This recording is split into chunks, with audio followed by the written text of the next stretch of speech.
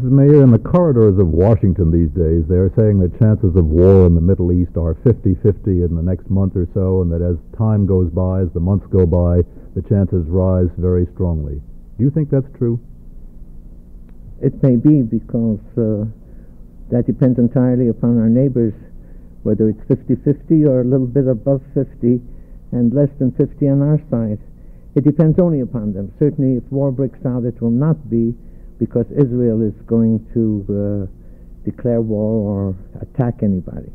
You totally rule out the idea of any Israeli preemptive strike? I can't imagine that, no. From CBS News, New York,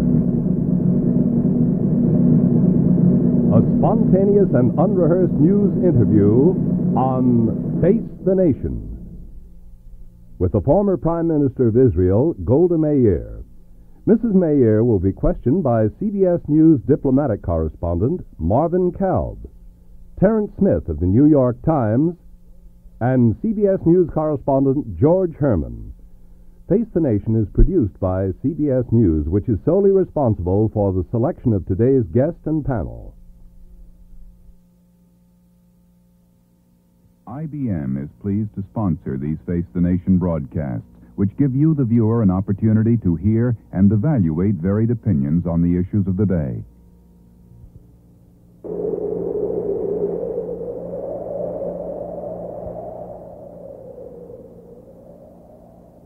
The bald eagle, the national bird of the United States, may be headed for extinction. More than 70 other species are on the endangered lists. The first task in discovering which species are in trouble and why is to keep track of the birds from year to year, a job of counting and analyzing that is almost overwhelming.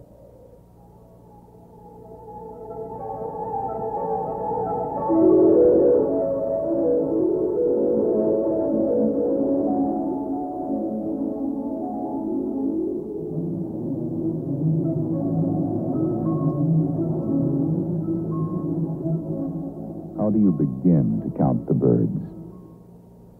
On foot, by eye, in the growing company of bird watchers who make 6 major surveys each year. This is the Christmas count, 20,000 watchers from Alaska to Panama and coast to coast who amass millions of sightings and send them all to the Audubon Society's Robert Arvid. The data is beginning to drown us, really. Unless we get it into some usable form, it will be of no value to us. Buried in this mass of data is the information we need on how the birds are responding to man-made poisons, pollutants, and destroyed habitats. The computer is the only answer. The computer will be very useful in keeping track of the numbers and locations of these birds so that we can react swiftly to reverse the declines. This is Cornell University, Dr. James Tate, preparing Christmas count data that will be put into the computer. Cornell also uses the computer for a continent-wide survey of bird nests. Game bird counts are maintained by U.S. Fish and Wildlife Service computers. The patterns revealed by the computers will allow us to pinpoint the man-made threats to the birds. What harms them also harms our own environment. The health and well-being of the birds is important. In many ways, they measure the ecological success of man. So we must measure the birds' success, finding ways to help them and ultimately to help ourselves. IBM, helping people find the answers. Mrs. Mayer, I realize you're not in the government, but my question really is, how do you estimate the Arab intentions as an observer living in Israel and with connections with the government? Do you think there is likely to be a war in the next few months? Look, we have learned from experience that we should be ready at any moment for a war. Whether it does make sense or it doesn't make sense, whether it seems that there is reason for it or not, and if we needed a very tragic lesson, we got it last October. Mrs. Mayer, you've been traveling around the United States for about 10 days now to different places. I wonder if you detect any shift or even a change of nuance in the attitudes of Americans towards Israel and Israel's problems. And if you do, what change and in what direction? Well, look, I wouldn't take it upon myself to speak about America or Americans. I met with many of them, very many Jews, but also non-Jews. For instance, I was at the Princeton campus for almost 2 days, met seminars of students and then larger meetings, all in all, about maybe 5,500 people or more during the 2 days. It seems to me that if there is a change now, it should be credited to Mr. Arafat and to the UNESCO performance. I mean, there are some people that maybe had doubts about Israel. Is it really so intransigent? Is there really something that Israel can do? Why not the PLO? I think Arafat told the story beautifully as far as that is concerned, and nobody can doubt anything anymore. Mrs. Mayer, we're told in Washington that politicians are never supposed to say never, and yet we hear that Israeli politicians saying that Israel will never deal with the Palestine Liberation Organization. Can you really totally rule that out as even a feasible possibility in the future? I undoubtedly rule it out. I'll tell you why. Not only because Arafat has this record that he has, but let us examine for a moment, what does Arafat want?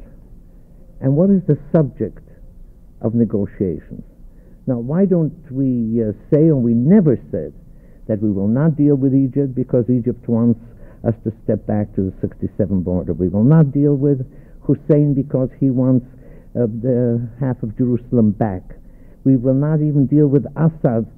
Everybody who has spoken to Assad comes back with the same story, that what Assad really wants is the destruction of Israel.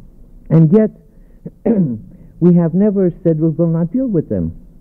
We said with no prior commitments, no prior conditions, let us sit around the table. I once said somebody, just to make it absurd, but to see to what extent we can go, I said, look, if any one of them wants to deal about Tel Aviv, that's all right. He can talk about it. He can put it on the table.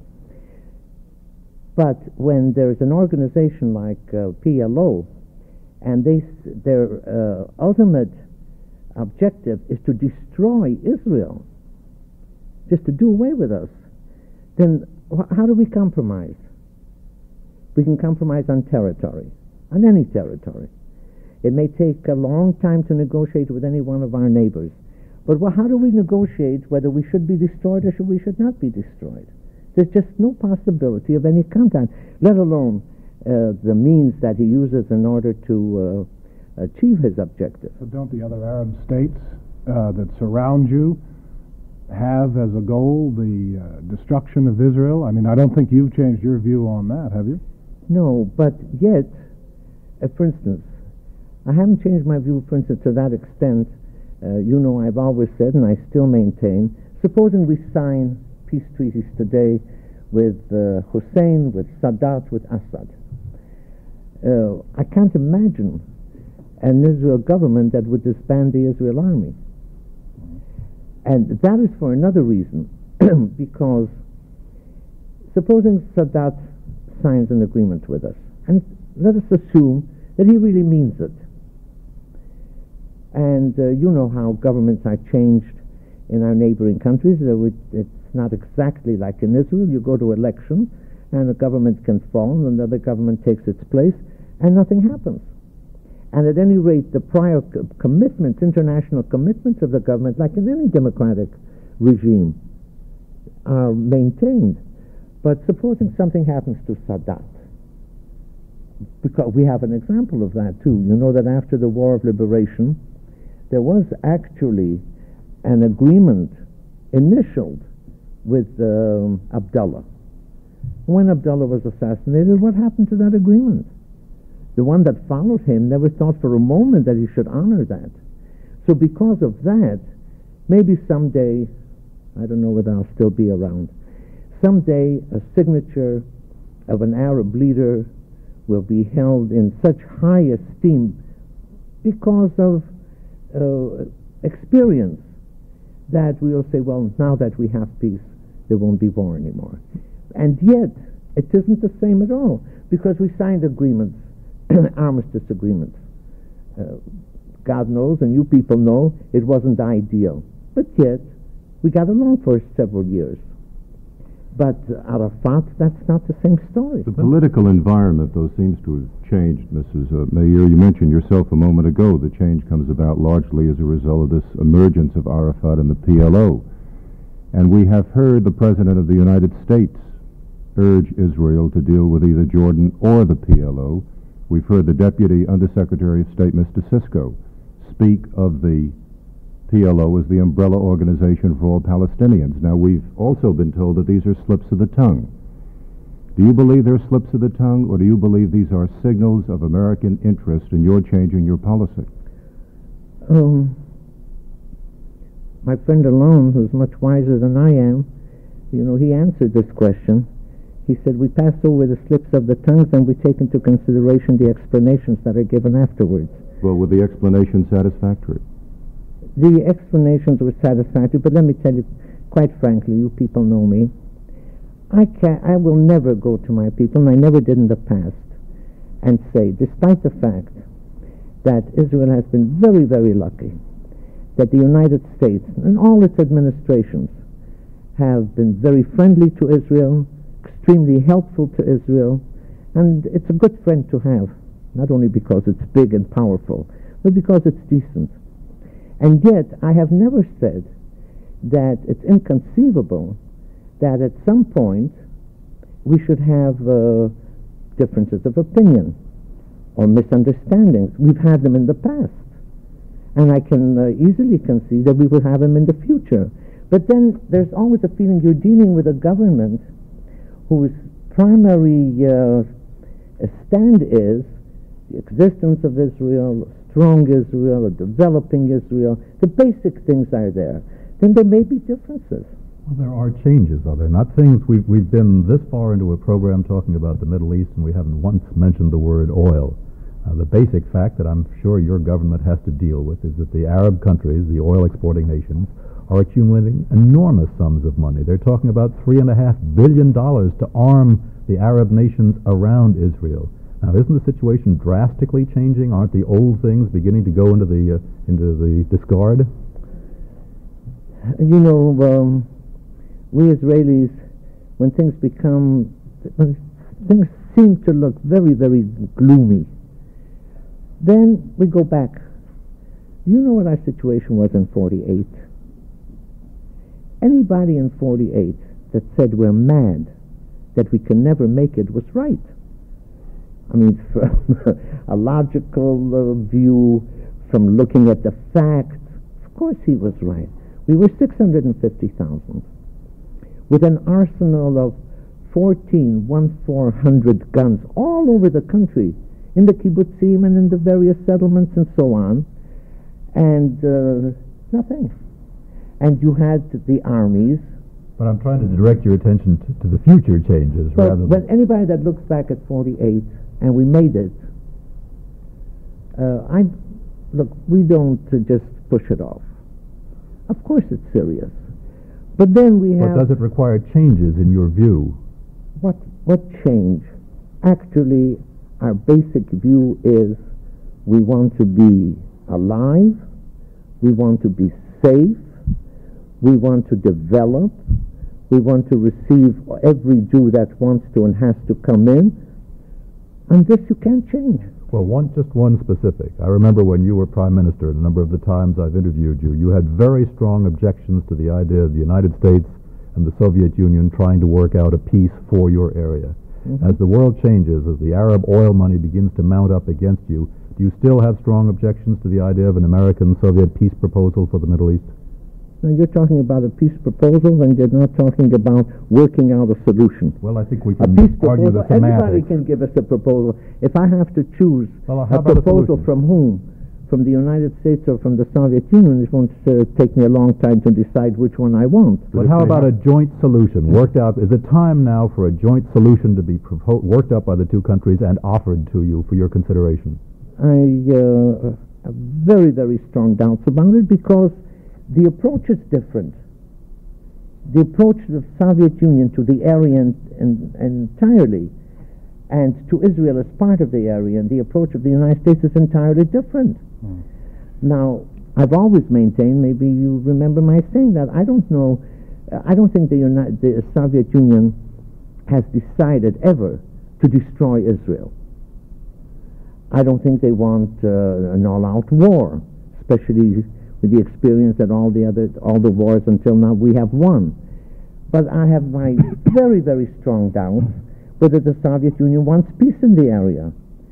I mean, what does the Soviet Union really want? It wants peace in the area? The United States wants peace in the area. That I believe 100%. The Soviet Union wants a situation in the area where it can make progress of getting a stronger and stronger foothold. If, from the point of view of the Soviet Union, God forbid, there is peace between Israel and all the Arab countries, why, tell me the Marxist Faisal, why should he turn to the Soviet Union? But is all of this step-by-step that you're now talking about in the Soviet planning, is that towards what? The elimination of Israel or the expulsion of Western influence? How do you see that? Expulsion of Western interest, definitely. And not then towards the elimination of Israel? Sometimes we say that from the point of view of the Soviet Union, if Israel weren't there, they would have to create it. What can they really give to the Arabs if it's not because... What did they give to the Arabs until now?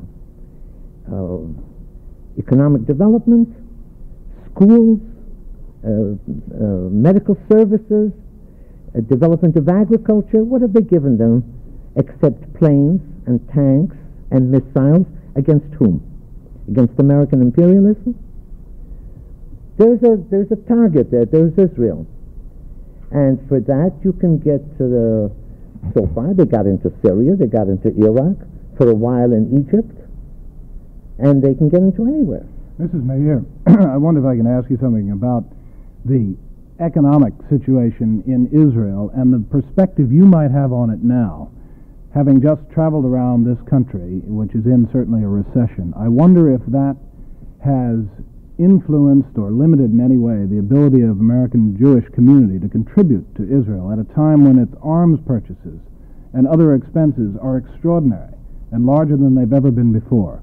I wonder if that's true, that the contributions are down, and if so, what effect is it likely to have? How important is it? They may be down, I hope not.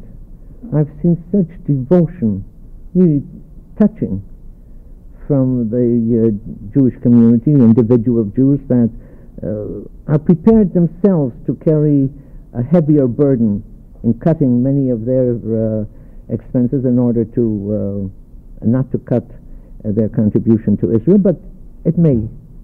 And we have to be prepared for it, which means that we have to take greater and greater burdens in the economic sphere upon ourselves.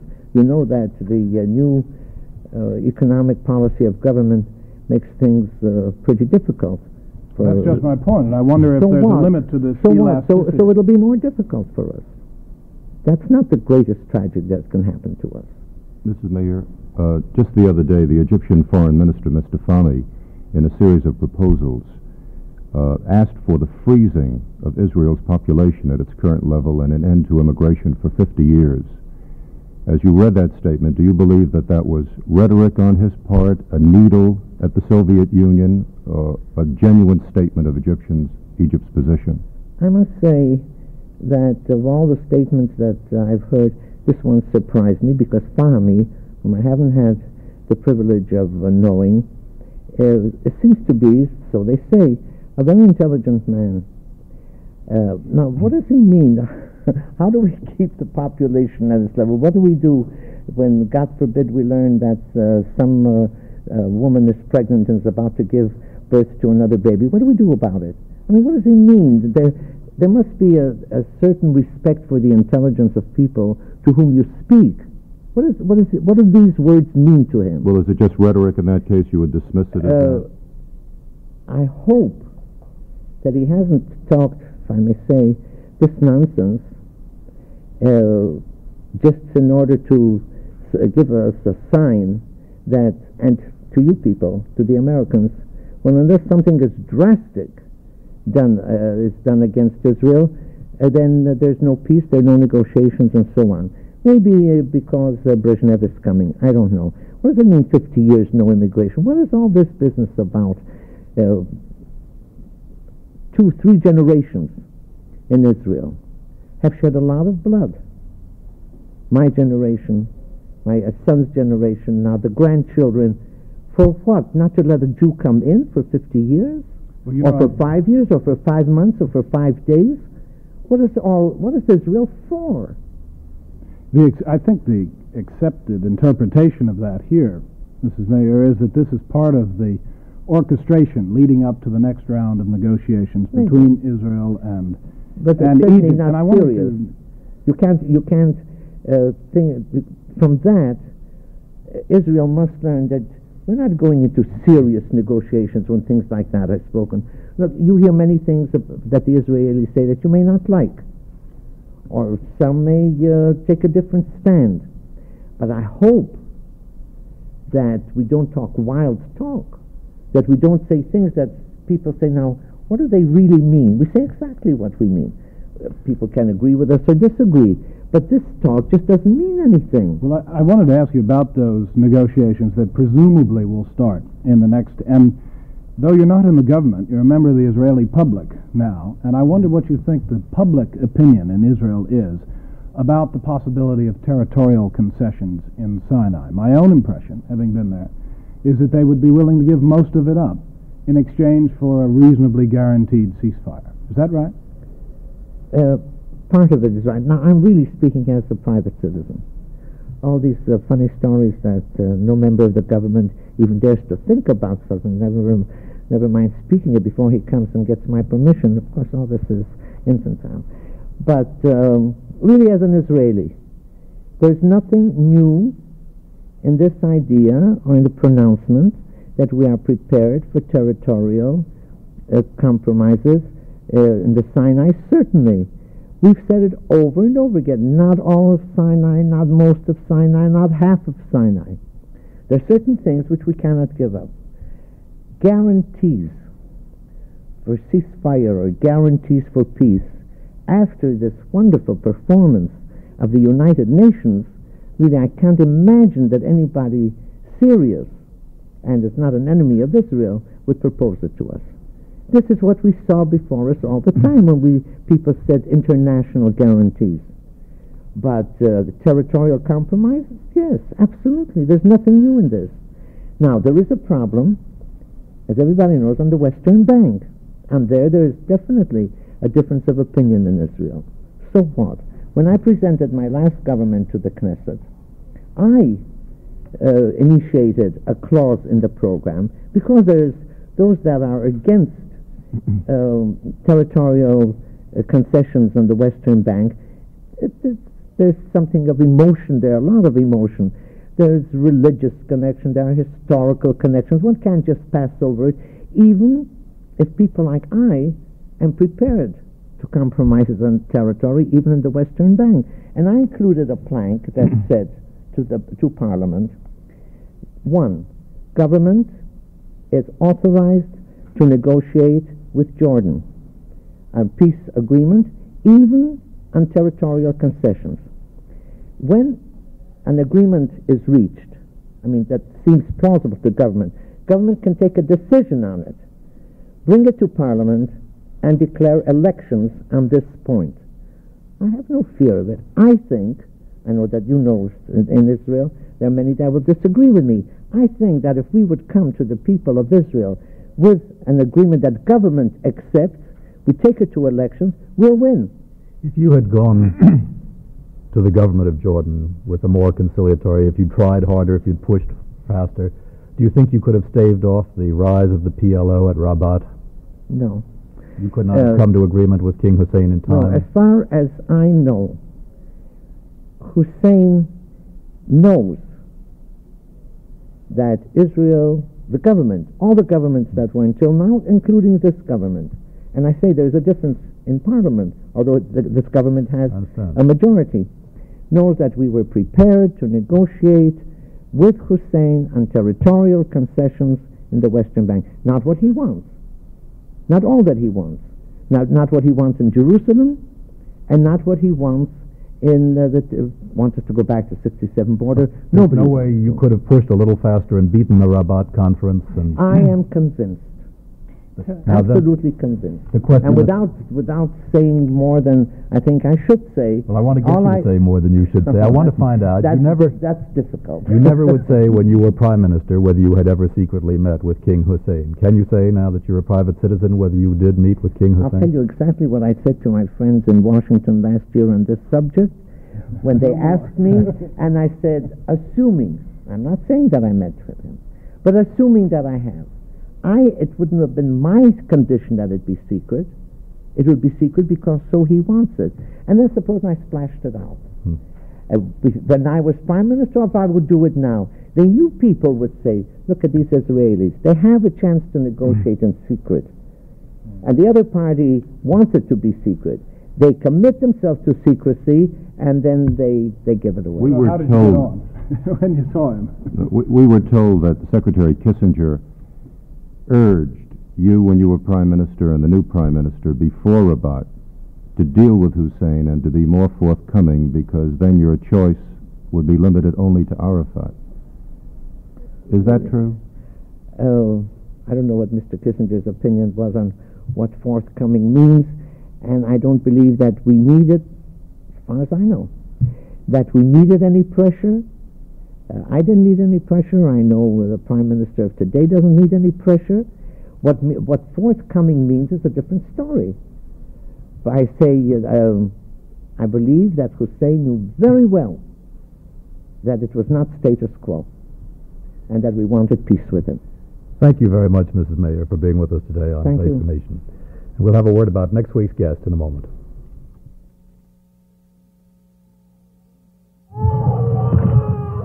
Poison center. Georgie has swallowed several pills that may be poisonous. 500,000 children are poisoned in the United States every year, and hundreds die. His parents have brought Georgie to Boston's Children's Hospital. They called their local poison control center, followed its directions, got him to the doctor fast. But Georgie's too young to tell what he swallowed, and the doctor must know quickly. A sample of Georgie's blood is rushed to an MIT laboratory for analysis. The analysis detects patterns of compounds in Georgie's blood. These patterns are fed automatically into a computer, instructed to compare them with hundreds of known patterns stored in the computer. A printout reveals that Georgie had swallowed a potentially dangerous drug, but not enough to harm him. More and more doctors are finding ways to use the computer. This is one of them. IBM, helping people find the answers. Today on Face the Nation, Golda Meir, the former Prime Minister of Israel, was interviewed by CBS News diplomatic correspondent Marvin Kalb, Terence Smith of the New York Times, and CBS News correspondent George Herman. Face the Nation has been sponsored by IBM. Next week, the new administrator of the Federal Energy Administration, Frank G. Zarb, will face the nation. This broadcast was produced by CBS News. Perry Como welcomes Rich Little, Peggy Fleming, and the Singing Carpenters to the Perry Como Christmas Show, Tuesday at 8:30, 7:30 Central Time.